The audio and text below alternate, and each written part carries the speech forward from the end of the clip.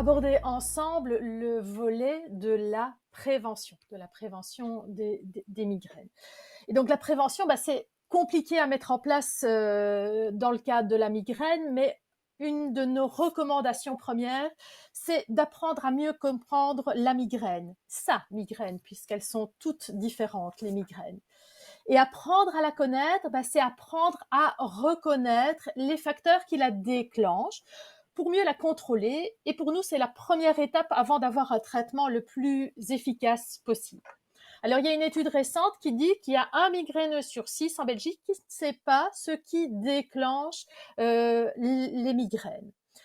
Et dans ce cadre-là, pour essayer d'apprendre à mieux comprendre sa migraine, il y a une recommandation que l'on peut vous faire, c'est de tenir ce qui s'appelle un journal de la migraine.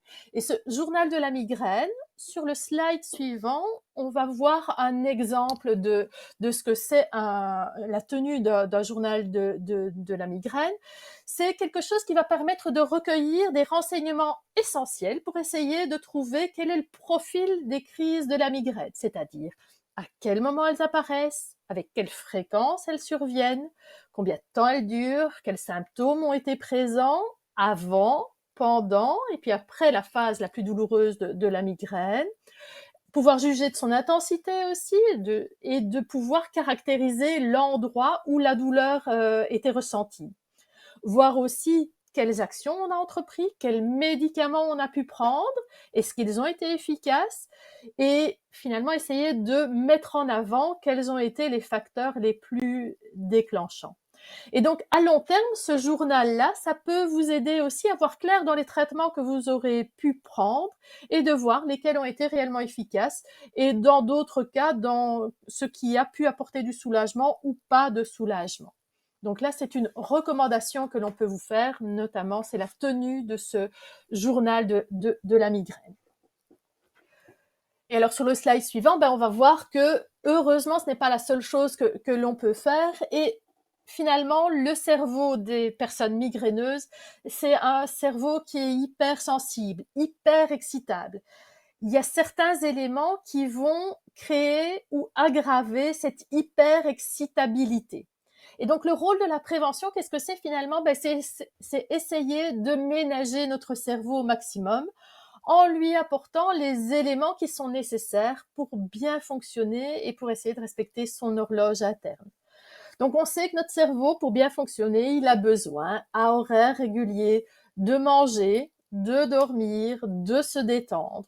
Donc, on va recommander également de limiter les excitants comme le café, comme éviter l'alcool. Faut veiller à être bien hydraté, on en a déjà parlé, boire régulièrement, d'avoir une alimentation régulière, c'est-à-dire de manger en suffisance et de façon régulière pour éviter d'avoir des variations importantes dans sa glycémie et de se retrouver en hypoglycémie, de prendre l'air régulièrement et, si c'est possible, de limiter les variations hormonales chez la femme. Et c'est pour ça qu'il ne faut pas hésiter à en parler aux médecins et à en parler aux gynécologues. Il y a des choses qui peuvent être faites. Alors, les odeurs fortes, comme les parfums, comme les solvants, l'essence, le diesel, quand on va faire son plat, ça peut être des facteurs qui sont favorisants de déclenchement et on va essayer de les éviter alors un maximum. La lumière vive aussi, si on sait qu'elle peut provoquer des migraines, on va essayer de l'éviter en portant régulièrement des lunettes de soleil ou lorsqu'on est face à un écran, de porter des lunettes avec un filtre spécifique qui permet de filtrer certaines longueurs d'onde de la lumière et pour éviter d'avoir justement cette hyperstimulation du cerveau par la lumière. Et encore une fois, la limitation des analgésiques. Et comme l'a dit Antoine, ce qui est paradoxal, c'est que c'est le médicament qui vous soulage qui peut à la longue créer la survenue de migraines. Donc, limiter les analgésiques et en tout cas, limiter l'automédication et faire attention à ce que l'on prend. Alors, sur le slide suivant, on voit qu'il y a des associations de patients migraineux qui ont essayé de mettre au point un test relativement simple, c'est juste 3 questions. Et ces 3 questions permettent de dépister quelles sont les personnes qui sont les plus susceptibles de souffrir d'une migraine.